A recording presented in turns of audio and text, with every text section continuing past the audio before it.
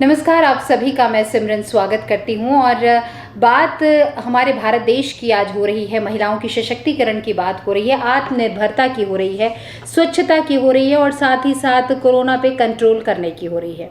ऐसे में एक शख्स जो है वो इन सारे कार्यों को करते हुए मुस्कुराते हुए आगे बढ़ रही हैं। तो आइए मिलवाते हैं उनसे, हर्षिता जिंज्ञानी जी से। बहुत बहुत स्वागत है आपका हमारे इस कार्यक्रम में। कैसा रहा नागपुर से जबलपुर तक का सफ़र और कोरोना काल के टाइम का सफ़र? आज आप आत्मनिर्भर हैं और लोगों को रोज़गार देती हैं, और साथ ही साथ अगर बात करें तो करियर की शुरुआत आपने जहां एक प्रोफेसर से शुरू की, फिर हेड ऑफ़ द डिपार्टमेंट रही और फिर अपना बुटीक बनाया, इसके बाद लोगों को काम दिया। तो कैसा रहा सफ़र? सबसे पहले सिमरन बहुत बहुत धन्यवाद यहाँ बुलाने के लिए। और मुझे बहुत खुशी होगी कि मैं अपने बारे में थोड़ा सा लोगों को बताऊं कि मैंने कहाँ से काम शुरू किया जी। नागपुर में जब मैं थी तो मैं थर्ड पार्टी एक्सपोर्ट का काम करती थी। क्या बात है। और जब जबलपुर आई तो मुझे यहाँ कुछ दिखता ही नहीं था, ना रोडें सही दिखती थी, ना व्हीकल सही दिखते थे। तो बहुत अजीब सा लगता था कि मैं कहाँ आ गई हूँ, मैं इतने पिछड़े से शहर में कर क्या पाऊँगी। बट हौसला था, उम्मीद थी कि हाँ कुछ करना है, कुछ अच्छा करना है। कभी घर से कोई प्रॉब्लम नहीं गई। और आज मैं जो भी हूँ उसके पीछे मेरी मदर इन लॉ का बहुत बड़ा हाथ है। वो हमेशा कहती थी, तू भले नर्सरी स्कूल में जाके पढ़ा लेकिन तुम घर से बाहर निकल, क्योंकि तुम बहुत इंटेलिजेंट हो। तुम्हारी इंटेलिजेंस घर में बैठ के मेरे बेटे के लिए टॉवेल लेके आ, पानी लेके आ, खाना बना से नहीं होगी। मतलब you have potential and you go out. तो आज मैं जहाँ तक पहुँची हूँ ये उनके मनोबल से, उनके प्रोत्साहन से और उनके कोऑपरेशन से। मतलब अगर आपका परिवार का सपोर्ट नहीं है तो आप कभी भी कहीं आगे नहीं जा सकते। बिल्कुल। मतलब साथ में मैं बात करूँ अपने हस्बैंड की, तो आज की डेट में उनको पता भी नहीं है कि मैं यहाँ इंटरव्यू देने आई हूँ। He will be surprise when he see this interview. तो उनका बहुत एक विश्वास मेरे पे है और हम लोग शुरू से, उनको पता है कि मेरी वाइफ जो करेगी वो सही करेगी। तो ऐसे शुरुआत हुई 20 साल पहले मैं जब जबलपुर आई। तो ऐसा घर की बहुत सारी जिम्मेदारियां थी, लेकिन जब जैसे ही मुझे अपॉर्चुनिटी मिली कॉलेज में पढ़ाने की, I started as a assistant professor. फिर धीरे धीरे फैशन डिपार्टमेंट है तो आपको पता है कि फ़ैशन का अलग ही वो होता है। तो हर साल हम लोग ना फैशन शोज़ ऑर्गेनाइज करते थे, तो उनके लिए मैं कुछ टेलर्स हायर करती थी। तो एक साल ऐसा आया, वो टेलर्स बोले, दीदी आप हमको ना एक ही महीने के लिए काम पे रखती हो, ऐसा नहीं, हमको परमानेंट रखोगे तो हम आएंगे। अब मैं बड़ी सोच विचार में कि यार परमानेंट मैं इसको वादा करूँ तो कैसे वादा करूँ। तो मैंने उसको ये बोला कि ठीक है, मैं 4 से 8 बजे तक का रोज़गार तुमको दे सकती हूँ, और वो भी मैं एक सिंगल मशीन है मेरे पास, और उससे अगर तुमको काम चलता हो, मतलब गिरी से गिरी हालत में एक सूट या एक ब्लाउज आप डेली बना पाओगे। क्योंकि बहुत ज़्यादा मेरे को भी कॉन्फिडेंस नहीं था कि पढ़ाने के साथ साथ 4 बजे तो मेरी छुट्टी होती है, उसके बाद मैं क्या करूँगी। तो आप विश्वास जानिए, 3:45 में घर पहुँचती थी और मैं सोचती थी यार मैं थकी भी हूँ, तो मैं सोचती हूँ आज वो बंदा जो है, मेरे टेलर मास्टर जो है, वो 4:15 आ जाए। बट वो इतने टाइम, मतलब मैंने टाइम की पाबंदी उनसे सीखी। 4 बजना और बेल बजना, बिल्कुल मतलब घड़ी, मतलब कुछ भी हो जाए, बरसात हो जाए, आंधी हो रही हो, तूफान, 4 बजे मेरे घर की बेल बजती थी। तो मैंने अपने एक बेडरूम से ये काम स्टार्ट किया था, सिंगल मशीन से। फिर जैसे मुझे लगा कि नहीं, मेरी लाइफ में फैमिली और क्लाइंट्स बढ़ने लगे, जो सुबह आना चाहते थे, 10 बजे आना चाहते थे, 11 बजे, तो उनको मैं सर्विस नहीं दे पा रही थी। जैसे जैसे काम बढ़ता गया, फिर मैंने एक छोटी सी 400 स्क्वायर फीट की जगह नेपियर टाउन में ली। तो वहाँ पर 11 बजे बुटीक ओपन हो जाता था, लेकिन फिर भी मैं कॉलेज में, तो मैं अपने जो स्टूडेंट, पास आउट स्टूडेंट थे, तो उनको मैंने प्लेसमेंट दी कि बेटा आप लोग इसको देखो और आप सीखो। एज अ इंटर्न भी उन लोगों ने काम किया, प्लस मैंने उनको सैलरी भी दी उस चीज़ की, और फिर इस तरीके से काम शुरू हुआ। तो एक समय ऐसा आया कि अब 2 नाव नहीं, अब एक नाव पे ही चला जाए। तो फिर मुझे लगा कि कॉलेज, और फिर वो बीच में जो अपने सीएम है उनका ये फरमान था कि अदर स्टेट की यूनिवर्सिटीज़ इस स्टेट में नहीं चलेगी। उस लॉ के चक्कर में, मतलब हम लोगों का ये पंजाब टेक्निकल यूनिवर्सिटी से रिलेटेड था इंस्टीट्यूट, तो वो बंद करना पड़ा। तो बंद करना पड़ा तो फिर मुझे भी अच्छा ही था कि मेरा ऑलरेडी एक सेटअप है, तो मुझे कहीं जाने की ज़रूरत नहीं पड़ी। In between yes, home science college में मैंने एज अ गेस्ट लेक्चरर भी काम किया।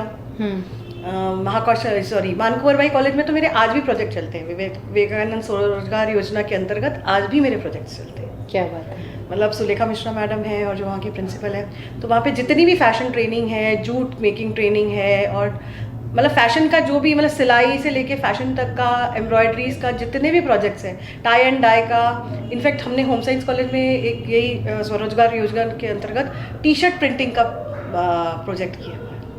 तो प्रोजेक्ट्स मैंने बहुत किया है इधर जबलपुर क्षेत्र में, जबलपुर के। और इस बीच में भी मैंने अपना खुद का इंटीग्रेटेड स्किल डेवलपमेंट स्कीम के अंतर्गत 400 महिलाओं को फ्री ट्रेनिंग दी है इंडस्ट्रियल स्विंग मशीन ऑपरेशन की। वाह। मतलब घर की अम्ब्रेला मशीन तो कोई भी चला सकता है, जो इंडस्ट्री में आपको मतलब रेडी टू द इंडस्ट्री कैसे बनाया जाए, तो वो मैंने ट्रेनिंग 2 साल की है, 2016-2017 में। आपने खुद की? मैंने खुद करवाई है अपने इंस्टीट्यूट में। ओके। तो इसके लिए कैसे क्या प्रयास किया, क्योंकि कुछ लोग जो आपको देख रहे हैं और खासकर महिलाएं हैं, हाँ। तो ऐसे जाकर ट्रेनिंग करना और किस प्रकार से वो दूसरों को ट्रेनिंग दे सकती हैं वो जानना चाहेंगे। एक्चुअली क्या है, मैंने इंदौर में ये प्रोजेक्ट देखा था, मतलब मेरे नोन है वो लोग ये प्रोजेक्ट इंदौर में कर रहे थे, तो I was very much impressed और मैंने उनको बोला मैं ये प्रोजेक्ट जबलपुर में करना चाहती हूँ। तो उनके साथ मैंने टाई अप किया, मतलब वो एक प्रयास करके अपना फाउंडेशन है, उन्होंने ये प्रोजेक्ट अपने हाथ में लिया और उन्होंने एक पार्ट की, हाँ हम जबलपुर में भी कर रहे हैं, तो नाम मेरा ही था दी फैशनिस्ता, लेकिन हमने उनके साथ MOU साइन करके ये प्रोजेक्ट किया था। तो उसके लिए कुछ पेमेंट वगैरह आपको? कुछ नहीं, उल्टा गवर्नमेंट पेड अस। क्या बात। और हमने बच्चों से, वो बच्चे आते थे बेचारे, उनके पास कभी आधार कार्ड का प्रिंट आउट नहीं होता था, कभी कुछ नहीं होता, तो हमने अपने MS को बोल के रखा था कि कभी कोई बच्चों से अपन 5 पैसा भी नहीं लेंगे। और लिटरली उनके 45 डेज के ट्रेनिंग होते थे, बाकायदा उनको सर्टिफिकेट्स दिए जाते थे उन ट्रेनिंग्स पे, और पूरी ट्रेनिंग होती थी बाकायदा, बायोमेट्रिक मशीन से उनके थंब इम्प्रेशन होते थे, मतलब 45 डेज आना है मतलब आना है, मतलब 90% अटेंडेंस उनकी मस्ट थी। और एग्ज़ाम होता था, बाहर से वैल्यूअर आते थे और वो लोग देखते थे कि मैम ने इतना अच्छा काम इतने छोटी सी प्लेस पे करके रखा हुआ, तो वो मेरे लिए एक बहुत अचीवमेंट रहा है जबलपुर के लिए। उसके अलावा मेरा Madhya Pradesh association of women entrepreneurs से जुड़ना, जहाँ मैंने 2011 में वो ज्वाइन किया और एज अ नॉर्मल मेंबर मैंने ज्वाइन किया। आज मैं वहाँ पे सेक्रेटरी हूँ।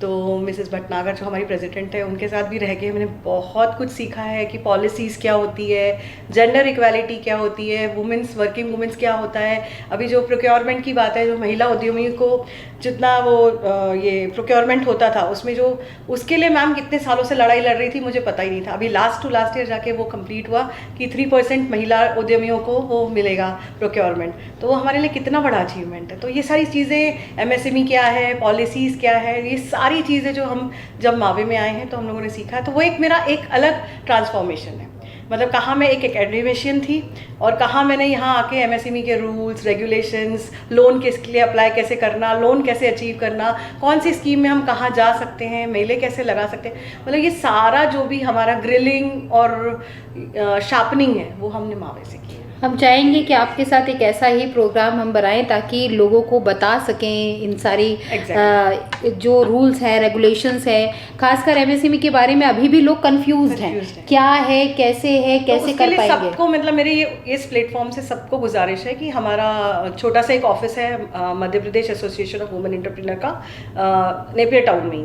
आप लोग वहाँ विजिट कर सकते हैं वीकडेज में 11 बजे से लेकर 7 बजे तक। मैं भी अवेलेबल रहती हूँ वहाँ पर और हमारे ऑफिस स्टाफ भी है। तो आपको जो चीज़, मतलब आपको एक महिला उद्यमी, मतलब क्या होता है, एक होम मेकर भी है ना, तो उसको एक सपना है जी कि मैं कुछ नहीं तो ये पापड़ी बना के बेच दूँ, कुछ नहीं तो मैं एक सेव बना के भेज दूँ। तो जब हम मावे से जुड़े तो हमको बहुत सी चीज़ें पता चली कि ब्रांडिंग क्या होती है, एडवर्टाइजमेंट क्या होता है, हम अपने प्रोजेक्ट की जो क्वालिटी कंट्रोल कैसे कर सकते हैं, मतलब जो हर एक छोटी छोटी माइन्यूट चीज़ें जो हमको एक बिजनेस को आगे बढ़ाने के लिए ज़रूरी है, वो सब चीज़ें हमने वहाँ पर सीखी है। और विश्वास मानिए, मैं कभी सोचती भी नहीं थी कि जबलपुर जैसे शहर में हम एक इंटरनेशनल वुमेन फेयर करते हैं। हम लोगों ने अभी 2 बार ये किया है, 2017 में और 2019 में, international women conference, sustainable growth for women entrepreneur through exports, that is sweep is for through sweep 17 भी हुआ, जिसमें 13 कंट्रीज की महिला उद्यमी आई थी, और अभी 2019 में हमने किया, उसमें 23 कंट्रीज की महिलाएं आई।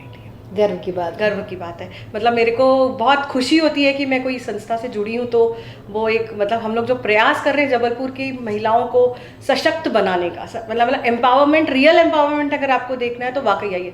और सबसे बड़ी बात है, हमारे वहाँ पर एक फैमिली माहौल है, मतलब ऐसा कुछ नहीं है कि अगर हम ये क्वेश्चन मैम से पूछेंगे तो हमको डांट पड़ जाएगी या हम क्यों पूछे, झिझक कुछ नहीं होती है। मतलब हमको ऐसा लगता है जैसे हम एक माँ से नहीं बात कर रहे हैं कि मम्मी हम ऐसा करना चाहते हैं तो करें तो कैसा रहेगा, वैसा उस टाइप का एक बहुत फैमिली एटमॉस्फेयर इज देयर। तो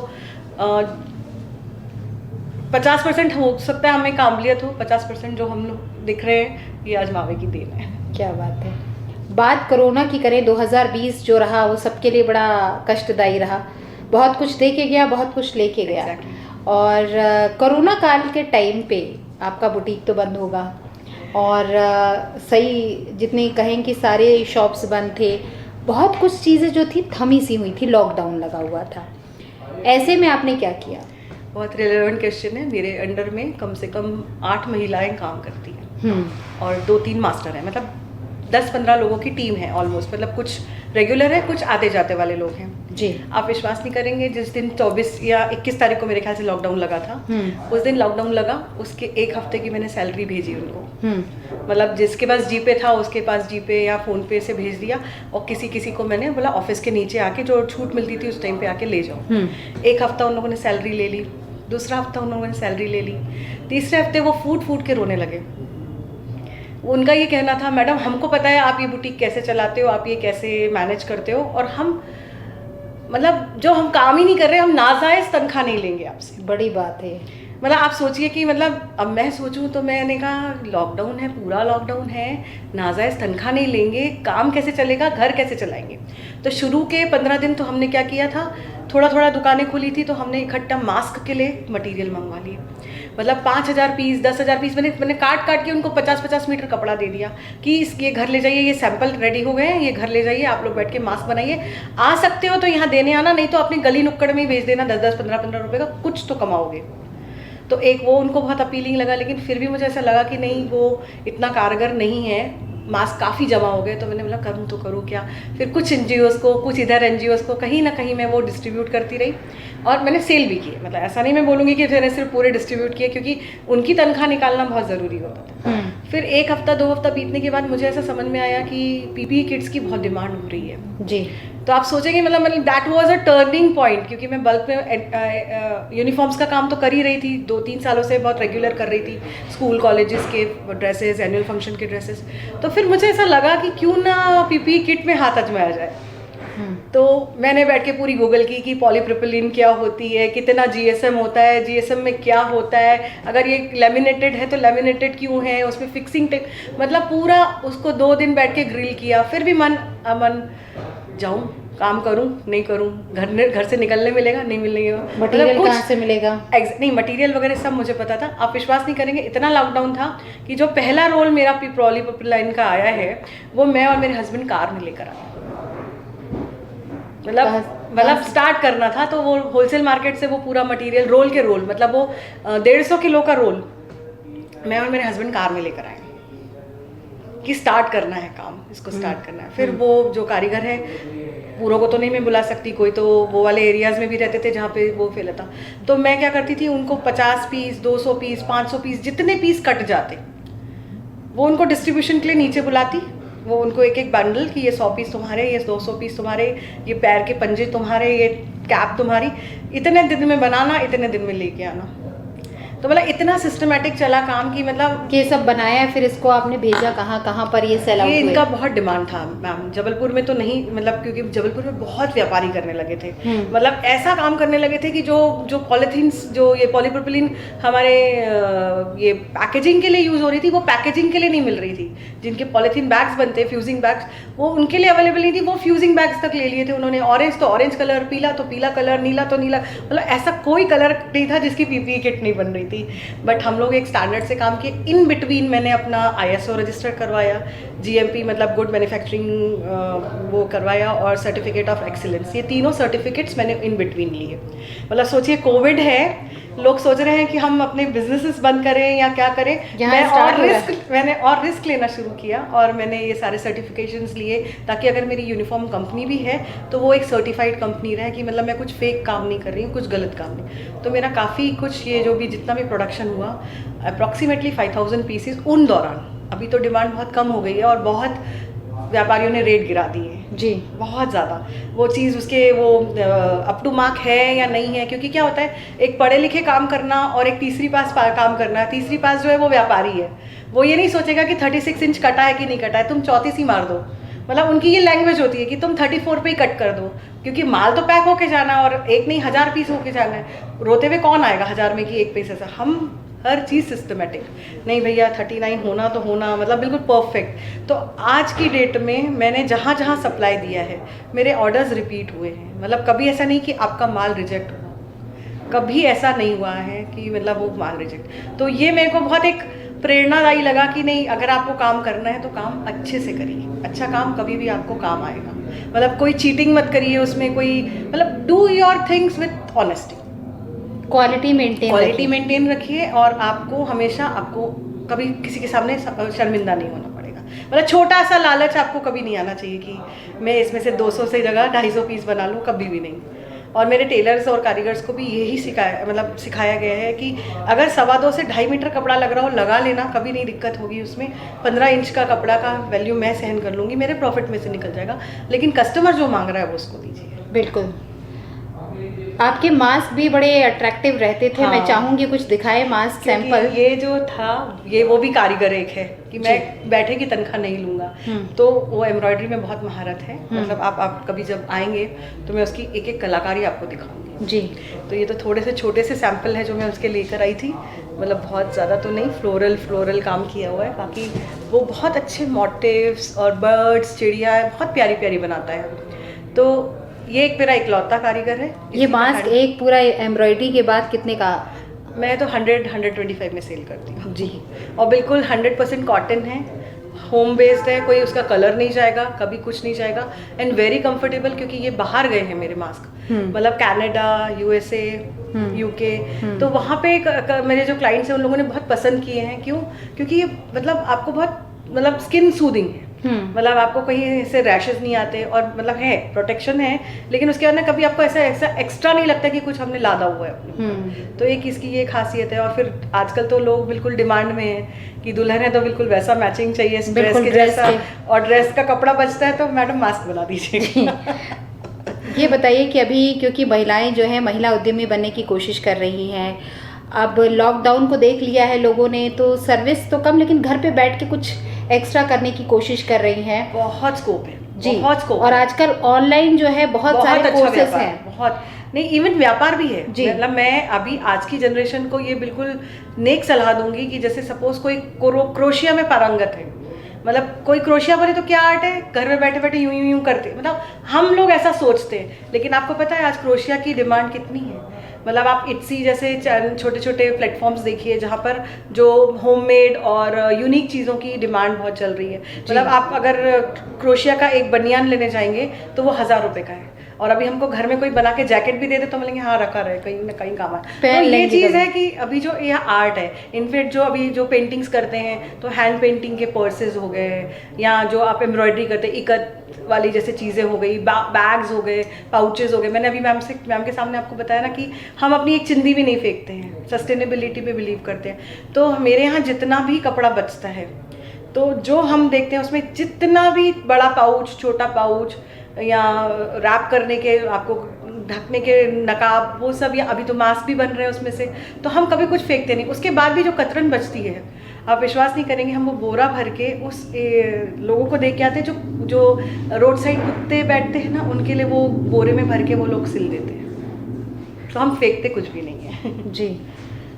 तो इन महिलाओं को किस प्रकार की ट्रेनिंग की आवश्यकता है, किस प्रकार से बूस्टअप होने की आवश्यकता है? क्योंकि कई बार क्या होता है कि फैमिली की रिस्पॉन्सिबिलिटी तो ठीक है, बिल्कुल, लेकिन इसके साथ साथ वो कुछ करना चाहती हैं। जैसे कि आपने कहा कि सासू माँ ने कहा कि आपकी जो इंटेलिजेंसी है वो घर में रह के काम करने की नहीं, बल्कि बाहर आप निकलिए और अपनी प्रतिभा का प्रदर्शन कीजिए। आज आप बहुत सेटिस्फाइंग हैं, एकदम स्माइली फेस रखती हैं और लोगों को भी रोजगार दे रही हैं। तो ऐसी महिलाएं जो शुरुआत करना चाह रही हैं, या फिर स्टूडेंट हैं जो अपने पढ़ाई के साथ कुछ अलग एक्टिविटी करना चाह रहे हैं, उन्हें क्या संदेश देना चाहिए? उनको मैं ये बोलूँगी कभी हिम्मत मत हारो।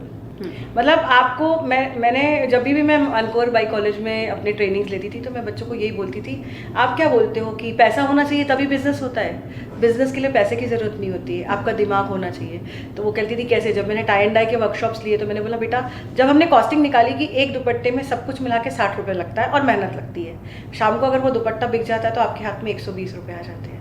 तो मैंने कहा कुछ मत करो, आपको कोई चाचा मामा जब आते जाते बख्शीश दे जाते हैं ना, वो अपनी गुल्लक में रखा करो और उससे रॉ मटेरियल खरीदा करो। जैसे कि वो लोग ग्रीटिंग कार्ड्स बनाती थी या पेपर बैग्स बनाती थी। मतलब ऐसे इतने रोज़गार हैं जिसकी कोई हद नहीं है। मतलब आज हमारे पास ज्वेलरी वाले हैं, शूज़ वाले जिनको पेपर बैग्स की ज़रूरत है, अंदर वो फिल करने के लिए डोरी वाले बैग्स की ज़रूरत है, आजकल शगुन के लिए, हल्दी फंक्शन, मेहंदी फंक्शन के लिए रोजेज़ वाली ज्वेलरीज की ज़रूरत है। तो ये छोटे छोटे व्यापार है, दिखने में छोटे व्यापार है, लेकिन अगर ये हम घर बैठे ही करें तो इनको बहुत बड़ा मार्केट है, बहुत बड़ा मार्केट है। मतलब उसके लिए कोई आपको 400 स्क्वायर फीट का आउटलेट खोलने की ज़रूरत नहीं है, वो कुछ नहीं। और आपका नाम काफ़ी है। जैसे अगर आप मेहंदी लिखते हैं, आपने मेहंदी आर्टिस्ट हो, आपने एक जगह मेहंदी लिखी, आपकी मेहंदी अगर पसंद आई, definitely people will boost you. हमने आज हमारा बिजनेस इसी तरह से ग्रो हुआ है। आपने कभी नहीं देखा होगा, मैं हाँ फैशन शोज़ वगैरह को स्पॉन्सर करती थी, ऐसा कभी भी नहीं कि नहीं, लेकिन कभी ये नहीं सोचती थी कि वो बंदे को जिसको वो मिल रहा है वो मेरे बुटीक आए या मुझसे लेकर जाए सामान। मैंने कभी ऐसी लालच नहीं रखी। हाँ, भगवान का दिया हुआ है पर्याप्त, जो आए खुशी से आए। किसी को बोलूँ कि आना आना और अगर नहीं आए तो वो दुख होता है। उम्मीद किसी से नहीं, जो आ गया वेलकम। तो बहुत ही अच्छी बात है, पॉजिटिविटी के साथ आगे बढ़ रही हैं, लोगों को रोज़गार दे रही हैं, खुश रहती हैं, दूसरों को भी खुश रखने का प्रयास करती हैं। और एक चीज़ उन्होंने कहा कि भगवान का दिया सब कुछ है, जो आ रहा है वो आए, और मैं किसी से मांगने नहीं जाती, ना बोलती हूँ कि आए। और उम्मीद जो शब्द है वो नहीं रखती हैं, बल्कि देने की कोशिश करती हैं। और ये सच में एक बड़ी बात होती है। और हमारे जो बड़े बुजुर्ग ये कहते हैं कि आप कोशिश ये कीजिए कि आपके द्वारा जो कार्य है वो किसी को खुशी दे, आप उससे बदले में एक्सपेक्ट मत कीजिए कि आपने किसी के लिए क्या किया। नागपुर से सफ़र शुरू हुआ और आज जबलपुर शहर में है। नागपुर को कहीं ना कहीं मिस करती होंगी। स्टार्टिंग में जबलपुर शहर गांव सा लगा होगा, लेकिन अब जब क्योंकि इनके पैर जम गए हैं, जबलपुर के लोग बड़े प्यारे लगते होंगे। और संस्कार धानी जो है वो जहाँ भी लोग जब यहाँ पर आते हैं तो एक बार जो भी जबलपुर शहर में आया तो उसका होकर रह जाता है। बिल्कुल, मैं नर्मदा जी कभी नहीं भूलती जी। मतलब मुझे नर्मदा जी से इतना प्यार हो गया है, इतना प्यार हो गया है कि मैं बता नहीं सकती आपको। मतलब अब मैं नागपुर की कम, जबलपुर की ज़्यादा हो गई हूँ। जब मैं जाती हूँ और वहाँ बोलती हूँ अरे दद्दा, तो बोलते हो गई हो ना तुम जबलपुर की पूरी। तो ऐसी चीज़ें हैं। मतलब 20 साल पहले की स्थिति अलग थी, अब तो काफ़ी चेंजेस आ गए। तब मैं जब बोलती थी कि मैं डिज़ाइनर बुटीक चलाती तो लोग हंसते थे, बोलते थे आप हमारा 80 रुपये में सूट सिल दो। मैं बोलती थी हाँ बिल्कुल, लाइए हम सिल देते हैं आपको 80 रुपये। मतलब मैंने कभी किसी को मना नहीं किया। मतलब कोई चीज़, मतलब मैं ये सोचती थी कि सामने वाला सेटिस्फाई हो जाए उस चीज़ के लिए। कभी मैं ये नहीं बोलती थी नहीं मेरी तो काबिलियत, मैं एक्सपोर्ट करके आई हूँ तो मैं 200 रुपये से कम में नहीं बनाऊंगी। मैंने देख लिया था कि यहाँ की जो बच्चों मतलब लोगों का वो है एक स्तर जो है काम करने का, तो उस स्तर से मैंने काम स्टार्ट किया। ऐसा नहीं है, आज की डेट में मैं एक लहंगे की स्टिचिंग भी 5000 ले लेती हूँ, तो वो अपनी जगह है। लेकिन अगर जो कोई व्यक्ति मेरे पास चल के आया है, जिस उम्मीद से चल कर आया है, मैं सोचती हूँ कि नहीं, at the end of the day उसका वो पूरा होना चाहिए जी। वो जो चीज़ के लिए आया है मेरे पास, ही शुड और शी शुड सेटिस्फाई। और एक बात मैंने अभी थोड़े दिन पहले ही सीखी कि हम लोग बहुत परेशान होते हैं ना कि मैं लुट गई, मेरा नुकसान हो गया, मेरा ऐसा हो गया। मैंने अपन थोड़ा बहुत कभी ना कभी कृप करते हैं। अभी थोड़े दिन पहले मैंने एक जगह बहुत अच्छी बात पढ़ी। सदगुरु को मैं बहुत फॉलो करती हूँ, जगदीश सदगुरु जी को मैं बहुत फॉलो करती हूँ। उनकी एक बात थी कि जब हम पैदा हुए हमारे पास कुछ नहीं था, और जब हम जाएंगे कुछ नहीं रहेगा। तो इन बिटवीन जब हमारे लाइफ में कुछ भी है वो प्लस ही है, माइनस नहीं है। अगर आज मेरे पास 2 कार है तो वो मेरे लिए प्लस है, अगर एक कार नहीं भी है तो भी कोई बड़ी बात नहीं है। तो मतलब जीवन और मृत्यु के बीच में जो भी है वो प्लस ही है, माइनस कुछ भी नहीं है। तो ये एक बहुत पॉजिटिविटी रहती है। ऐसी टाइप की चीज़ों को मैं बहुत फॉलो करती हूँ और बहुत मानती हूँ, और ईश्वर में बहुत आस्था है। मतलब अगर भगवान ने कोई काम नहीं किया है मेरे लिए, कोई चीज़ नहीं की है, तो एट द मेरे को मतलब वो खुशी होती कि हाँ हो सकता है मेरी इसमें भलाई होगी, इसलिए ये नहीं काम। ईश्वर वो चीज़ नहीं देता जो आप चाहते हैं, ईश्वर वो देता है जो आपके लिए अच्छा होता है, वो हमारे लिए बनी। और बिल्कुल सही कहा आपने कि जीवन जो है ना वो एक 3 पन्ने की किताब है। पहले पन्ने में जीवन है, दूसरे की बात अगर करें, आखिरी वाले की बात करें तो पहला पन्ना आपका जन्म है, आखिरी पन्ना आपका मृत्यु। लेकिन बीच का जो पेज है ना वो ब्लैंक करके वो देके जाते हैं, बहुत बड़ा, और आपको लिखना है, सदकर्म आपको करना है, आपको लिखना है। बिल्कुल। और जब आप किसी से प्यार से पेश आते हैं, जब आप किसी के लिए भलाई करते हैं, तो कहते हैं हम जब भी हम बात करते हैं बड़ों की, तो बात ये कहते हैं कि आप क्या लेके आए और क्या लेके जाओगे। लेकिन बात यहाँ वो चीज़ नहीं है, बात ये है कि आप अपने साथ अपने सदकर्म लेके जाएंगे। वो तो बिल्कुल सही बात है। मतलब मैंने भी ये सब चीज़ें सीखी है। जब मैं थोड़ा सा स्पिरिचुअलिस्ट में आई, थोड़ा मेरे में गुस्सा बहुत था। मतलब मैं आपको ये बताऊं, आज मैं आपको खुशी और हंसती हुई दिखती हूँ, लेकिन मैं बहुत इम्पेशेंट थी और मुझे बहुत गुस्सा, मतलब अगर मैंने कुछ भी अनपरफेक्ट देखा या मैंने कुछ भी गलत देखा तो मेरा खून उबल पड़ता था। मैं इतनी गुस्से वाली थी कि मतलब झूठ मत बोलिए मुझसे और गलत काम मत करिए मेरे सामने, तो मैं गुस्सा हो जाती थी। अब मुझे ऐसा लगता है नहीं, मैं वो अपनी एनर्जी बर्न कर रही हूँ, तो मैंने गुस्सा होना छोड़ दिया। और उसके बाद में मेरे को यही लगता है कि हम लोग जो काम करें वो खुशी के लिए करें। बिल्कुल, मतलब जिससे खुशी मिले। और जैसे मैं गुस्से में आई तो मैंने बताया कि मैंने ना जो मेरे कोई कुछ मुझे चीट करके गए, मतलब मेरे 10,000 खा गए या 5,000 खा गए, तो मैं ना बहुत रोती थी रात में अंधेरे में कि मतलब मैं किसी को बता भी नहीं सकती ये बात। अगर हस्बैंड को बताऊंगी तो बोलेंगे, वो तो बड़े खुश होते, तुम सब कुछ छोड़ो घर आके बैठो, मैं उसमें मैं मिठाई बांटूंगा जिस दिन तुम्हारे वो ठीक ताला लगेगा। तो मतलब वो उनको ऐसा लगता कि नहीं तुम अननेसेसरी परेशान होती हो, तुम इन्वॉल्व हो जाती हो, तुम सोचने लगती हो अरे उसका पति बीमार है तो मेरे को उसको पैसे देने हैं, अरे उसका ऑपरेशन करवाना। तो वो ये बोलते तुम अपने ऊपर ये चीज़ें हावी कर लेती हो कि नहीं you are there, you have to do it, तो तुम उसके लिए परेशान हो, तो जबकि वो तुम्हारी परेशानी है ही नहीं। मैं बोलती नहीं मैं चिंता करती हूँ, आई केयर फॉर देम। तो वो एक अलग बात है, वो हम लोग को बोलते हैं नहीं वो तुम घर मत लाया करो, वहीं छोड़ के आया करो। तो मैंने अभी सीख लिया ऐसा। लेकिन जब मैं क्रिप करती थी कि यार मेरा फला 10,000 खा गया, 5,000 खा गया, तो फिर मेरे को बाद में ऐसा लगता, मैं ना बहुत रोती थी इस चीज़ के लिए कि मैंने तो कोई वो नहीं था, वो मेरी मेहनत की कमाई थी, उसमें मेरा हक था। फिर अब मैं यही सोचती हूँ कि अगर वो मैं सच में मेरी मेहनत की कमाई थी तो सृष्टि मुझे 10 गुना 100 गुना उसका लौटाती है। अब मैं रोती नहीं उस चीज़ के लिए। अब माफ़ कर देती अब माफ़ कर देती हूँ। तो बहुत अच्छा लगा आपसे बातचीत करके, और एक सकारात्मकता के साथ जीवन कैसे आप जी रही हैं, खुश होकर जी रही हैं, लोगों को खुशियाँ दे रही हैं। और एक चीज़ बस, जो आपका जो क्रोध था वो कहीं ना कहीं आपने उसको किनारे कर दिया है और प्रेम के साथ जीना शुरू कर दिया है। बहुत अच्छी बात है।